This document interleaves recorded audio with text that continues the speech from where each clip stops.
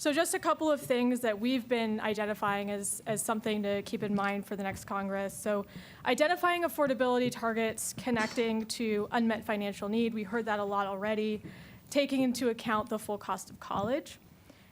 Providing states with a choice of where to buy in.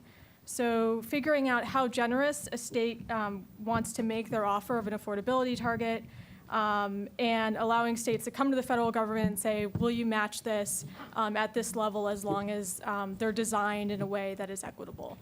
So we think that's a good way to get states to the table. And I think James mentioned this a little bit, and I think we'll talk about this throughout the day, but how to design that federal-state match in a way that works for states, making the match high enough that states will buy in and be responsive to economic conditions and recessions. So those are some of the big picture ideas that we've had around building a federal-state partnership, thinking about the next big thing in federal affordability. We have 4 experts here who have thought about their ways to do that, so I'm going to hand it over to Adam for the next panel. Thanks. Hey, y'all. I'm Adam Harris. I'm a staff writer at The Atlantic, and the previous panel, of course, talked about what is the problem? You know, what does affordability mean? What are the kind of things that we should be thinking and talking about? And now I get the privilege of interviewing a great panel of experts who have thought a lot about the big ideas to fix the college affordability crisis. So we have Colleen Campbell, an Associate Director of Postsecondary Education at the Center for American Progress, Will Doyle, an Associate Professor of Higher Education at Vanderbilt University, Mark HUELSMAN, Associate Director of Policy and Research at Demos, and Kevin James, Founder and CEO of Better Future Forward. So I guess to kind of kick things off, everyone on the panel, as I mentioned, has kind of examined this big idea or a big idea in how to fix the college affordability crisis and what the state and the federal government can be doing. So Colleen, I want to go to you first, and can everybody just kind of give a quick 3-minute overview of your plan and potentially some of the benefits and the pitfalls of it? Sure. So earlier this year, we introduced our plan called Beyond Tuition. It is kind of a big college affordability play that focuses on students with financial need and decreasing inequities in our system. So we have 3 kind of guarantees to folks as part of Beyond Tuition. The first is that every family will be able to afford college out of pocket. So what that means is that for folks under 150% of the federal poverty line, which is about $38,000 for a family of 4, we provide free tuition, but also up to $10,000 in living expenses for those families. So students are covered in terms of living expenses, per the question on the prior panel, as well as tuition and fees.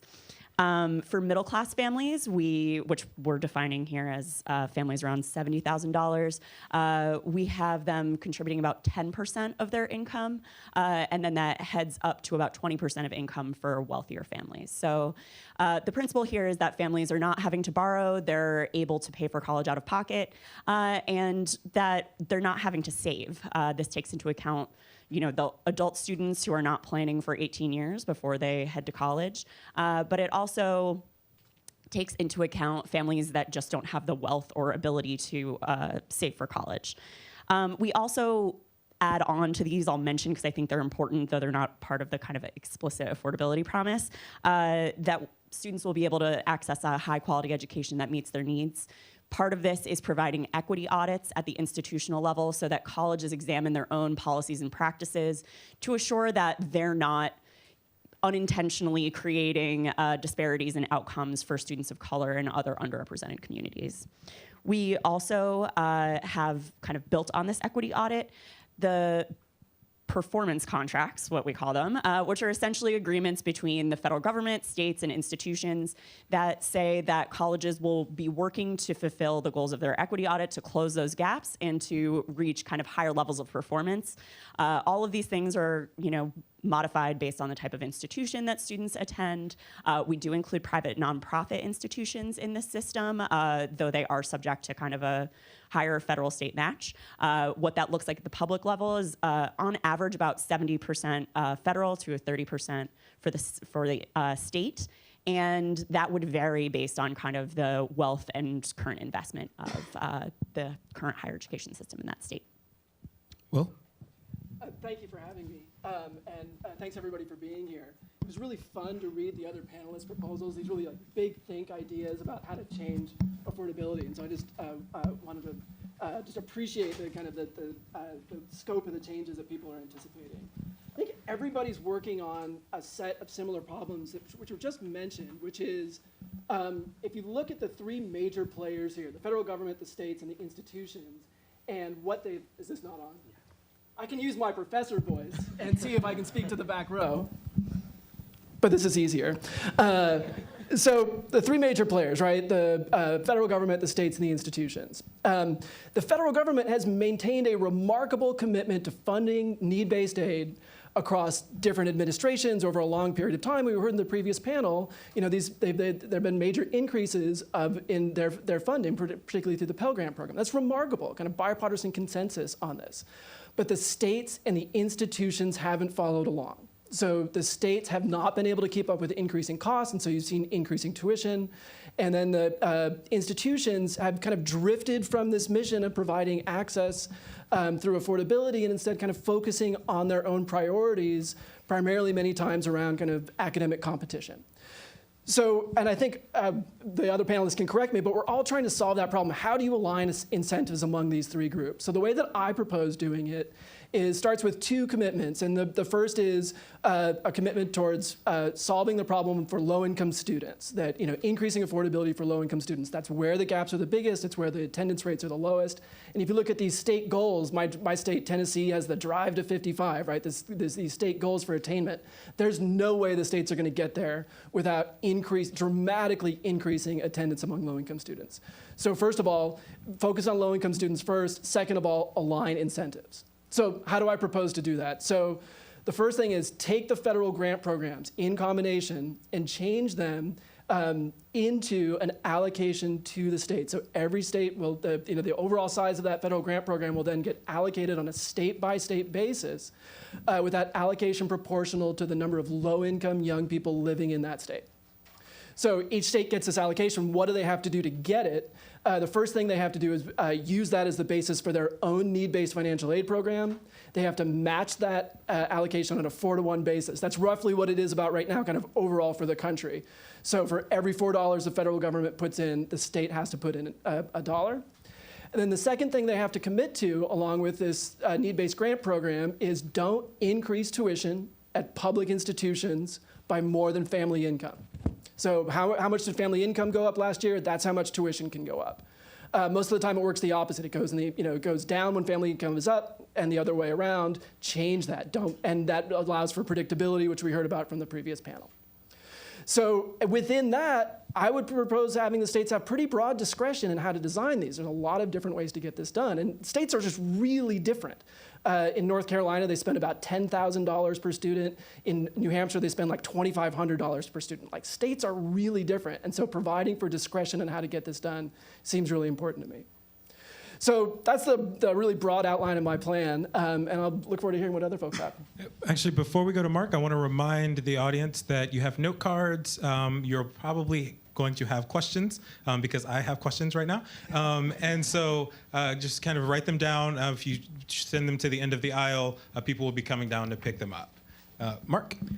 Sure. So first of all, I should say that I'm being asked to comment on something I wrote 4 years ago, which is always a very, very troubling thing when you go back and see what you wrote and see if you actually agree with yourself from several years ago. So that said, I think our proposal was based on a set of guiding principles and sort of recognition of where we are in college affordability. One is that we wanted to tackle what we call the cost shift, which is the sort of over-reliance of states on tuition revenue relative to public funding that we've obviously been talking about a lot this morning, the shift from public dollars to family burden. The recognition that student debt became, in about a 20-year period, a tool in the toolbox that families use to finance college, to the primary tool that most families use. And then the recognition that most students have unmet need, but that there are massive disparities in the need to borrow, in debt, across race, across class. And then we wanted to take all of this and create a policy framework that recognized that This is due to many things, in our history. History is a real jerk. But we also need to recognize that the massive disparities in debt and the need to borrow are due to not just tuition expenses, but non-tuition costs as well. So all of that can that can lead you in a number of different directions on policy, right? But we wanted to do it in a way that was at least somewhat durable, that both reinforced good behavior on the part of states, not baking in low levels of state investments and having states reinvest over time. And then, on a sort of more fundamental level, creating a solution that was worthy of the anxiety we were actually hearing from students and families, one that actually matched our values for what we want out of a higher education system. So all of that led us to a sort of federal-state compact that guaranteed the ability of most families to, if states participate, the ability of most families to go to college without taking on any loan debt. Again, sort of a reality that existed. It was recently as about the early to mid-1990s.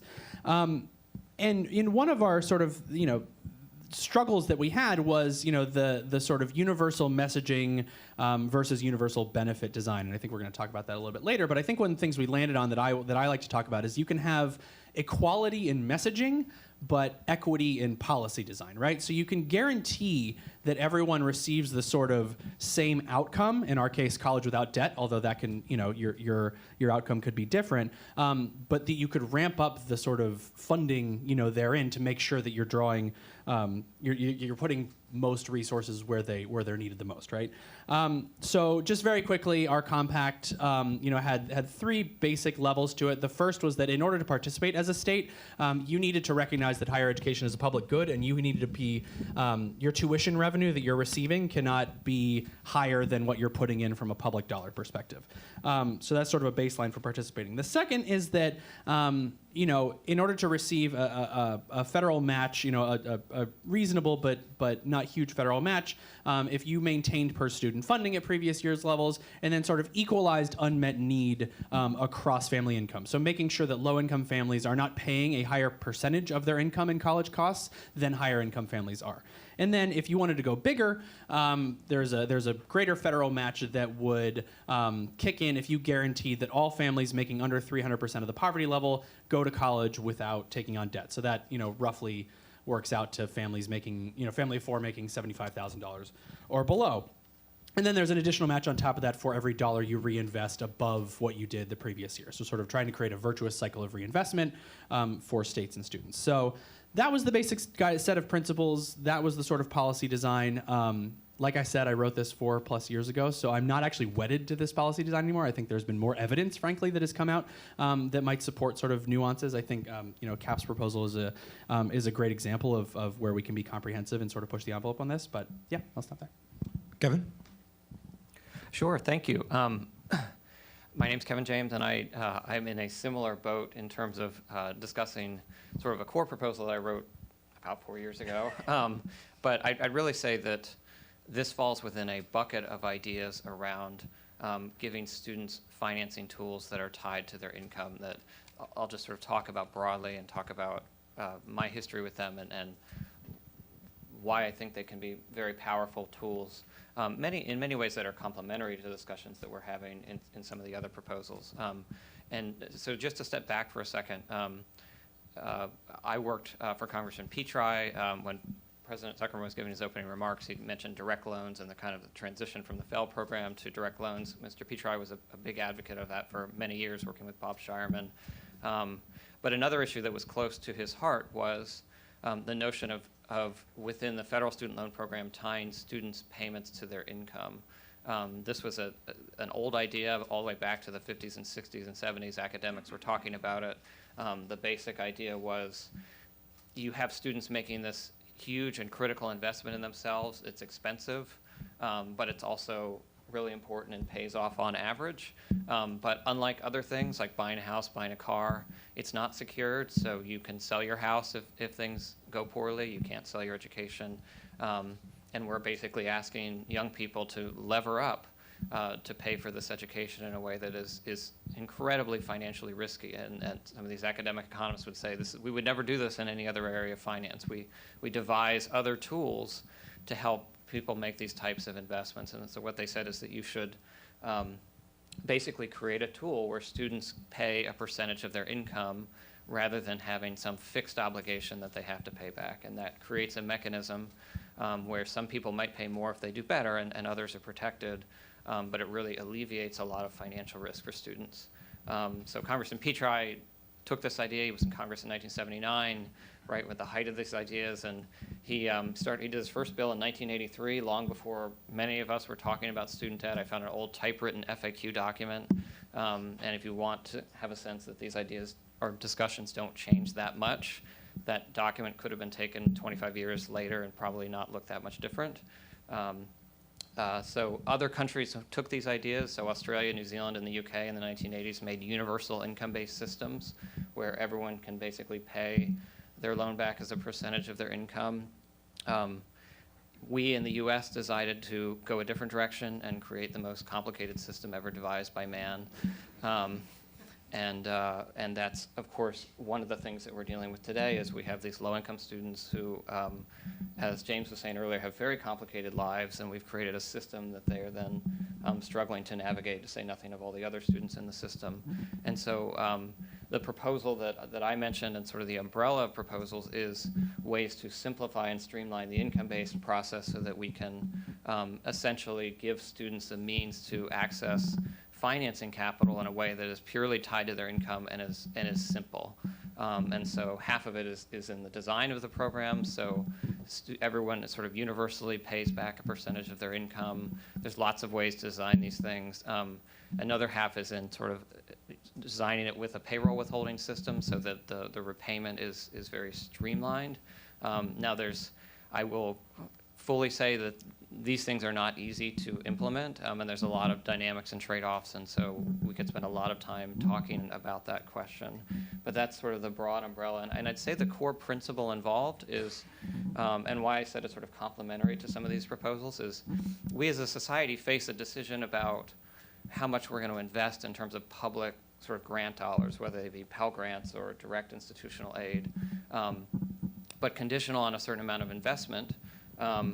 You almost always have some amount of students having out-of-pocket costs or limited access, and the question is, do you give them the tools to meet those costs? And some people might say, well, students should never have to pay anything, but the problem is what you end up is rationing access or rationing ability for people to access these programs for what is a very important investment. So to me, giving students the right tools in different forms, and I've worked both on the public side and now more on trying to create, through a nonprofit, income-based financing tools that are broadly accessible to low-income students. To me, giving them the right tools to cover these costs and basically level the financial playing field themselves is a critical component of equity. And so now that we have this kind of, each of your kind of big, broad pictures for it, Mark, I want to go back to something that you said, where you said, you're not wedded to your proposal now. Having more evidence, you would be open to amending it. And of course, critiquing yourself is one of the hardest things to do. That's why I have an editor. And I guess, anything that any of the other panelists have said kind of shifted or made you think about maybe some of the holes in your proposal or critiques of your proposal? Yeah, I'll tear apart my proposal. That's fine. No, I mean, I think actually in a couple predictable ways and then one unexpected way, I sort of have a critique of where we were, we as a higher ed community were several years ago, and how the debate has, I think, shifted in a generally positive direction since then. One is that I think I think in terms of providing an affordability guarantee for students, I maintain that is the most important thing that we can sort of do to signal that to match our investment with our values, that we want more people to get an education, that we want more people to complete. College completion and student debt and unmet need are not mutually exclusive issues, but that in terms of providing an affordability guarantee, we have to recognize that the cost shift has not just been from states to students, but the cost shift has been from states to many institutions not being able to do what they want to do, right? So community colleges and open access institutions being starved of funding obviously increases the cost to students, but it also decreases the amount of course offerings. It decreases the ability to provide crucial student and academic supports, things like that. So incorporating that into the proposal and as part of the guarantee, I think is important. Not that we were trying to fix everything that ails our higher education system in one proposal a few years ago, but I've come to believe that's an important part of the conversation that we can't let slip. The other thing is that we talked about affordability a lot on the front end, but I think being much bolder about debt relief on the back end for those who already have debt, and I think I think streamlining the way we repay debt is sort of a no-brainer, and we can have a discussion about the proper mechanism for doing that. But actually being bolder about loan relief, if we've decided that this is a system that is a mistake, right? That we got to a point, through either a series of bad policy decisions or no policy decisions that led us to, skyrocketing student debt, that we could course correct on the front end and provide affordability guarantee for students, but also we need to course correct on the back end for people who have already been through the system. So I think being bolder about debt relief and doing it in an equitable way is a necessary part of the conversation. Anyone have anything to add to that? On our own, or on your own, or responding to Mark? oh, so I was thinking about the question, and I had the misfortune of writing this almost 6 years ago originally, prior to the passage of the Affordable Care Act and the Medicaid expansion. And so I think the big question for these state-federal partnerships is, what are we going to do if the states refuse? And so there's a way to design these so that it's kind of all or nothing. And that was the design I favored. I actually thought you probably should push on states much harder to align incentives. And the examples I was working from were things like the No Child Left Behind Act, not necessarily the policy design, but just the idea of it, and also what had happened many years before in Medicaid, where the states weren't happy about it, and many of them kind of didn't, threatened that they wouldn't participate. They all eventually did. But the Medicaid expansion, it was hard to imagine that the states, given the option to opt out of the Medicaid expansion under the Affordable Care Act, would do so, but they did. And that's, at enormous kind of cost to the states. It's expensive for the states to do that. And so how do you design these programs reflecting the reality that there might just be states that refuse? And that's something that, in going back to this, I don't think I took seriously enough.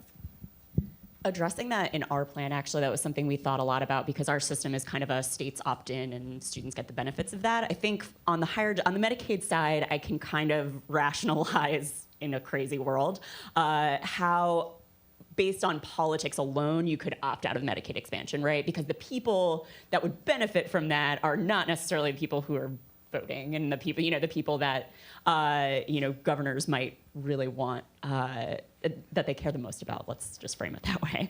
But I think that when I've heard from governors of more conservative states about providing things like merit-based state grant funding, their rationale for that is brain drain. So I think that when you kind of place the lever on higher education and you say, well, the state next to you is offering totally free public higher education for most folks and an affordable kind of out-of-pocket price versus your state, which is offering, the current system that we have and your unknown kind of costs and as well as student loan debt, it becomes pretty feasible, I think, to get a lot more political pressure on legislators and governors in particular to opt into a plan like that. So I think it's a complex issue in terms of state participation, as one that we kind of need to parse out a little bit more as we're thinking through these issues, because I think we'll inevitably see them in the next HEA. Yeah, I'll add that there's been a thread. Of course, we've talked with HEA authorizations going back decades about simplicity, but I think the conversation is advanced in that sense that it's not just simplifying the federal programs or Title IV, but it's really getting at this notion of what is the experience of a student, and particularly a low-income student, as they interface with this system. And are we been falling down in these trade-offs far too much in terms of the side of complexity versus something that is simple and transparent for them. In my recent work, I've had many, many more interactions with low-income students than you do working on the Hill, where you talk to organizations that talk to organizations that talk to students. And it is painfully apparent how complicated their lives are. And so in thinking about, for example, some of the ideas that I had talked about in the past, one of the things that is absolutely essential is doing them right. It is entirely possible to build these systems in a bad way, and I think we've done it with some of our sort of bureaucratic income-based repayment programs that we have right now, and sort of how we designed them in the current system. And so I think the issue is if you rely on them, but you don't do them well, you don't really have some of the effects that you have. You maybe can catch some of them in the back end with protections, but a lot fall through the cracks, and critically on the front end, they don't see it in the way you'd like them. They don't sort of see, oh, this is not debt, this is a sort of a different type of tool, and therefore I should sort of rationally go to college or take on more than I otherwise would have. You're putting a lot of sort of calculation burden on these students. Separate from that, I will say that I do think a lot of the conversation around debt-free college or some of the other sort of partnerships is heavily about money and the allocation of money between different entities and how much students are paying. I do think fundamentally that the conversation also has to be about cost and quality. And particularly, you have programs out there like CUNY ASAP in New York that have done a tremendous job of sort of reinventing how students experience education, and sometimes it costs more per student. I mean, I think it's evidence that we underinvest in some of these students, and so in terms of my evolution, so right now I work on a nonprofit, and we're using income share agreements to essentially create the same income-based financing tools, but trying to tie to the best programs out there that are helping low-income students, with the notion that I think we do need to both tie these tools and these better ways of paying to the best programs out there to create pathways, because it's one thing to de-risk it and forgive debt on the back end, but if you're not helping outcomes, you're really not doing 90% of the work for these students. And Will, I want to go to you. So when we're thinking about reforming kind of federal programs and potential federal solutions, should we be thinking about reforming some of the targeted programs that we have now, like Pell? Should we be thinking about, kind of blowing it out to be more expansive and having it be a debt-free or tuition-free model, like some have suggested? What should these federal solutions look like? And I know some of you have differing views on this, but what should some of these federal solutions look like? So yeah, it's so risky to think about taking, not just kind of keeping Pell as it is or maintaining it. They have this kind of remarkable example of success, and so you have to approach that with a ton of caution. But the big issue with Pell moving forward is that the incentives as it turns out, the incentives for the states and the institutions have been to move away from a commitment towards affordability. That having that guarantee, that kind of open-ended guarantee from the federal government, has meant that the states have kind of had the ability to, most of the new money, even with the promise programs, most of the new money for financial aid in the states has gone to merit-based programs, which don't really change whether somebody goes to college, they just change where they go to college. And then at the institutional level, again, because there's the existence of federal programs has allowed the institutions to start spending a lot more money on becoming more academically competitive. So at a lot of even public institutions, low-income students receive about the same amount of money from the institution as high-income students. So if you make less than $25,000, you're going to get about the same amount of financial aid as you would if you make over $125,000. So I think that the principle has to be think about the incentives of the other players in the system and try and align them in such a way that you're going to get everybody focused on the same issue, which is increasing the attendance among the people who haven't gone. Colleen, you were writing something down. It looked like you had a thought. I think, I wrote something down kind of going more to things that we can do right now. And I have, that will probably be my longest response. But I think that when we think about these programs, when we were putting together Beyond Tuition, one of the things that we were very intentional about was not talking about this being an expanded Pell Grant or because the people have a connection, there's a legacy to those programs. But I think too that a lot of the change that we need to see in our system is really a broad reimagining. And that's not just on kind of the affordability end, but that's on the quality end, that's on the accountability end, because the things that we're doing right now aren't working. Yeah, the way I would answer it is that if we were close to achieving the promise of Pell, where effectively, opportunity is sort of equalized, no one avoids college or drops out due to, an undue cost burden or because their family finances are too low, or if we were anywhere close to achieving the implicit promise of things like income-driven repayment, where no one defaults on a student loan because their monthly payment is too high, I would say, yes, let's sort of build onto existing sort of policy structures. But if the answer is no, and my answer would be no, I think we need to ask why that's true, why the current system doesn't produce those outcomes, what are the politics of that, and frankly, why the most diverse generation of students in American history doesn't get the same guarantee that previous generations of students got, which was that you could, that effectively finances would not be a burden for you or as much of a burden in sort of attending college. So that's my broader argument for not just sort of tinkering. But I do recognize that in this political environment, a lot of us are in a very defensive crouch, right? And you want to protect, sort of gains. You want to protect the legacy of the Pell Grant. So, I think that somewhat is a political and messaging question. But I think in terms of policy design, we need to sort of, as Colleen said, reimagine the system. And on the question of kind of policy and messaging questions, how important is it for us to be talking about colleges more affordable as opposed to debt-free or tuition-free? Where I know kind of in reporting on this and doing radio and things like that, one of the consistent questions that comes is that, okay, if college is free, then what do people care about it? I'm getting a free education. I don't really value that education, kind of discounting the fact that the student still has to go to class and work hard. So how important is that messaging part of it? We put together our plan. We spent a long time deliberating this point of you need to balance kind of clarity in messaging and what people will understand, and how we even talk about our plan versus, how kind of technical you can get. And once we start going into the realm of affordability, that becomes that's such a DC thing to talk about. And, I was a financial aid administrator on a college and nobody was talking about affordability. And I think that if we're talking about affordability, we're also talking about financing, and financing in and of itself is loans. So if we want to get away from a debt-based system, I think that affordability is not the right way to go. And then part of the reason that we framed our affordability, DC speak, promise in our plan is paying for college out of pocket. We didn't use the words debt-free because I think that, we didn't use free college because that's not what we're selling people. And we don't want to be misleading in the way that we're messaging things. And I think I have pointed out really well in a report that they recently released that, free college is not free. It means all different types of things for all different types of people. And we really want to talk about it in a way that's accessible and true for everyone.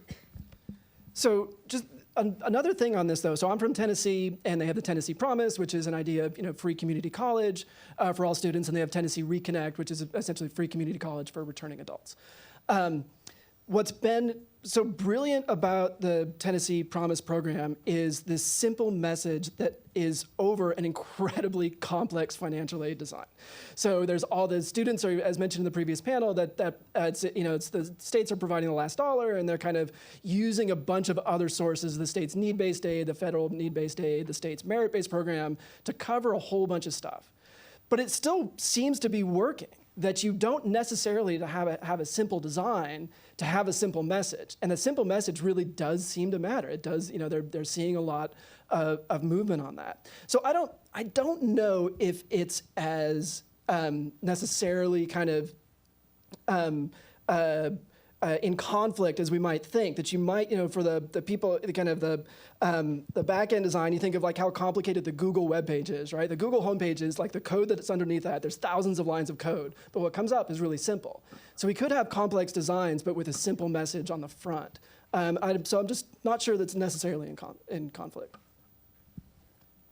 I would echo a lot of that. I think the simplicity in messaging has benefits in and of itself, as long as families are not being felt that there's a bait and switch there, right? I think the policy has to match up at some point, right? You couldn't say we're going to give free college and then literally everyone gets a bill for $20,000, right? You can't do that. But at some point, as long as there's sort of reliability in the policy design for a lot of people, the message itself is actually a beneficial thing. I mean, the only other thing I would say is that you know, when I hear the argument around like, oh, well, if we lower the price or make it free, that people aren't going to care about the product as much. I mean, that isn't really true of like K-12 education, right? Like we made it, you know, over a long period of time, you know, states, the courts, et cetera, and it's certainly imperfect, but, you know, we made it free and compulsory and people weren't like, you know, well, I don't need to get this thing anymore, right? I mean, maybe that's the compulsory part, but I think like we still value it and said, okay, well now we need more, right? And I think that's a fine conversation to have is like, you know, what our attainment goals generally should be, but I don't worry that people are gonna all of a sudden devalue college because we've made it less affordable. In fact, they're jumping through so many hoops as families now that, again, I keep saying this, but we meeting our policy where people's values actually are and what they want and feel they owe each other, you know, sort of leads you to a place where I don't think you worry about that as much. Can I jump in on that really quickly? Sorry, but if we're gonna have the conversation about, okay, if it's free, it's devalued, it's not worth anything. Start with like full ride scholarships at private institutions, right? Oh, well, that's, you know, you clearly don't value that. We have this about, you know, about these programs in a very particular way that I don't think anybody really necessarily believes. It's also, I'll jump on the back of that, it's education as a right, not education as a privilege. And so like, you know, I think that, or like you earned that full scholarship at, you know, Harvard versus like you deserve to go to a college, you know, that is going to be able to educate you well. Yeah, I just wanted to add, I have nothing to say on the simplicity of the messaging. I think that's all great.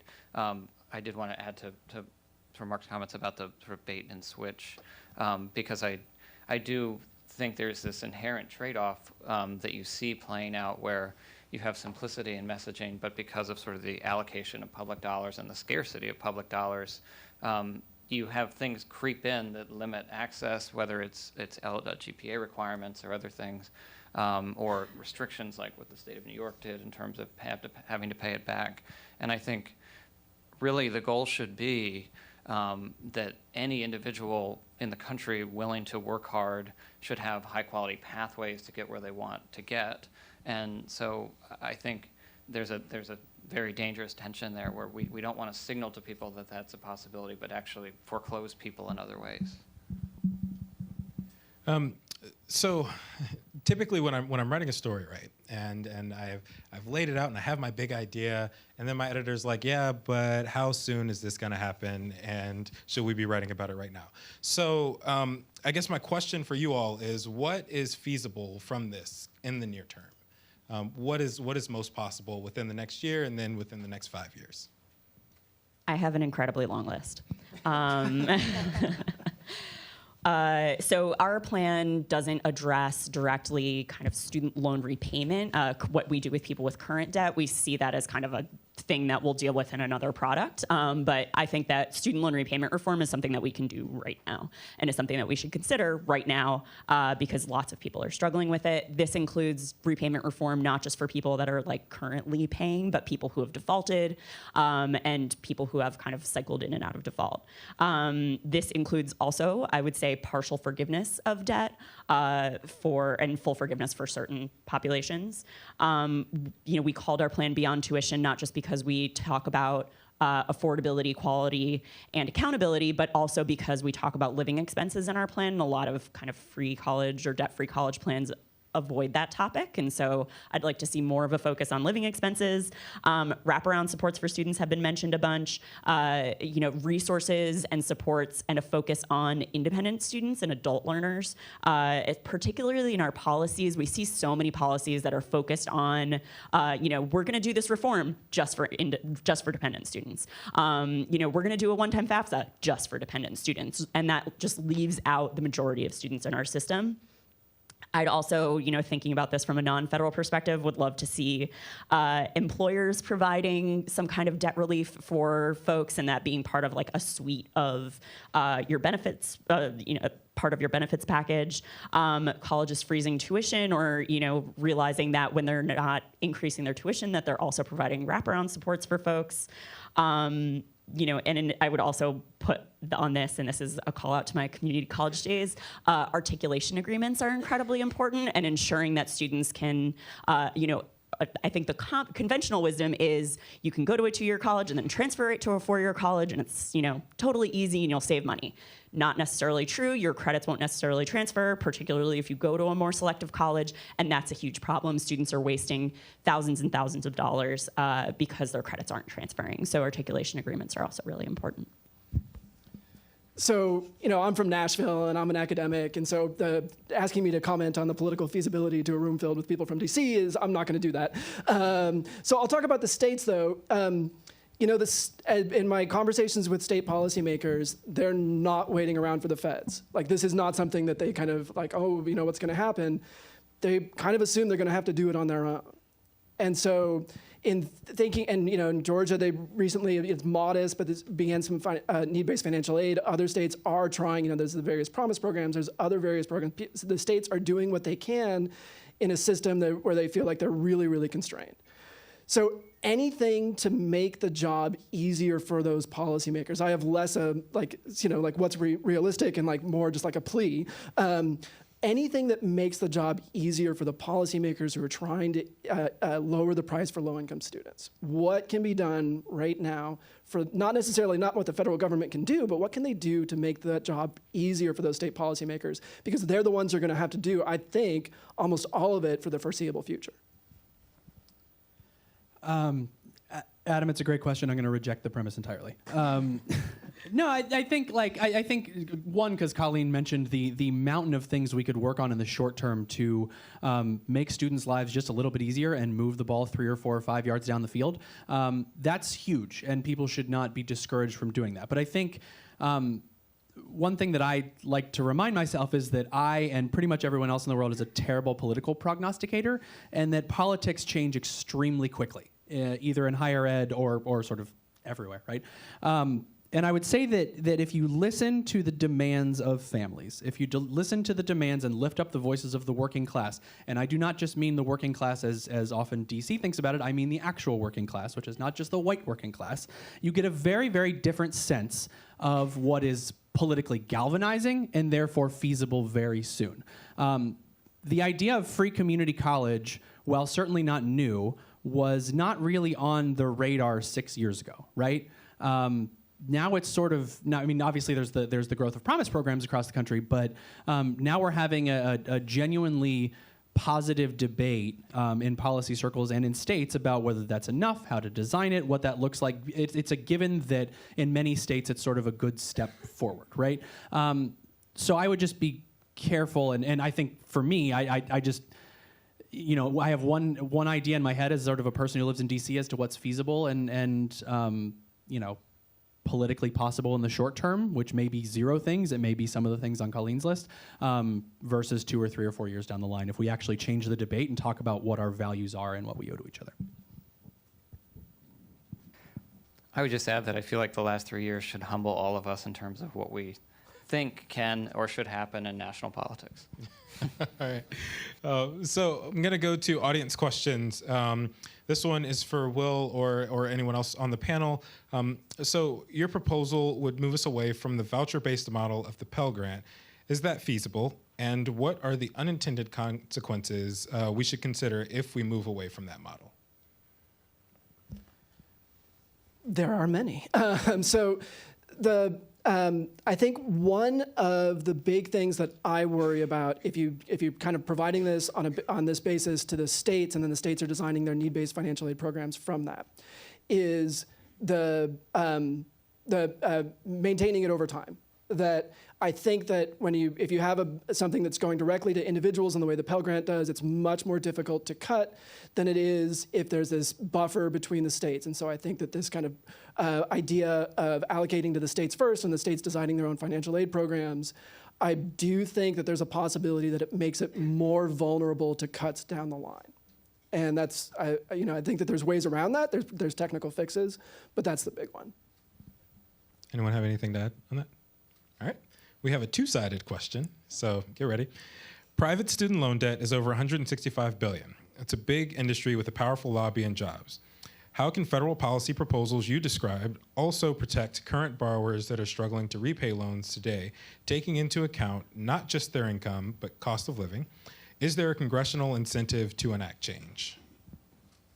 there's a significant appetite to reform income-driven repayment, and I think that has to be part of the conversation. So right now, when you apply for one of the many income-driven repayment plans, they don't really take into account your private debt or your expenses, and so that's an important aspect of what you're kind of responsible for and how much you're able to pay. And so I think that's something that we really need to consider.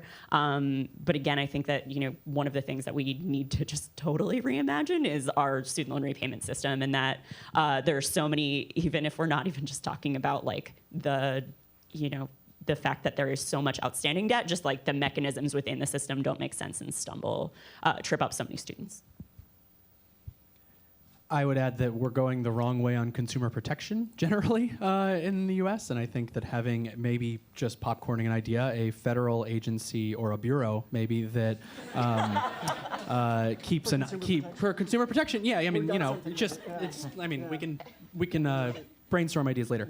That actually keeps tabs on such entities would be a welcome development. But no, I mean, I think.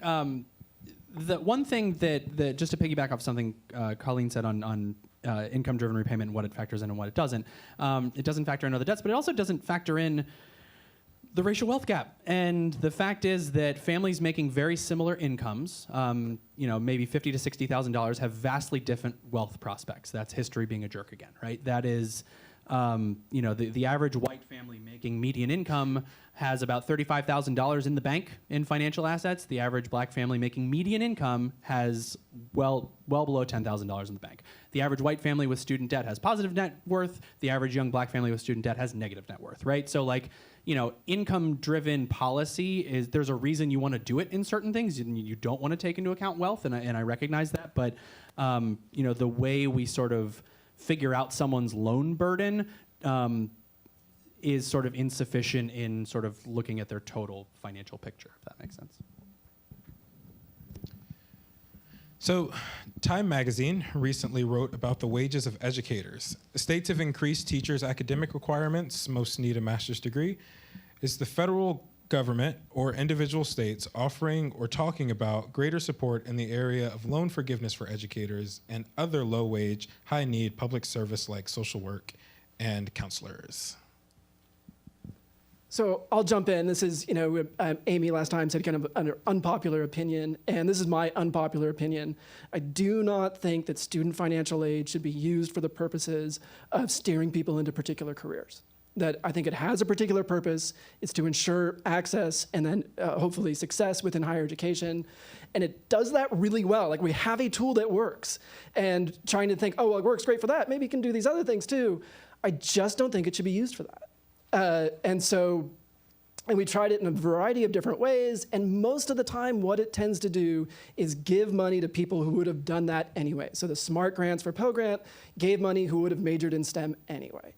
And so I think that while I am an educator, I support education, I think that there's a variety of ways that we could improve the lives of educators and provide them with more benefits, better salary, better working conditions, the list goes on. I don't think student financial aid is the way to do that.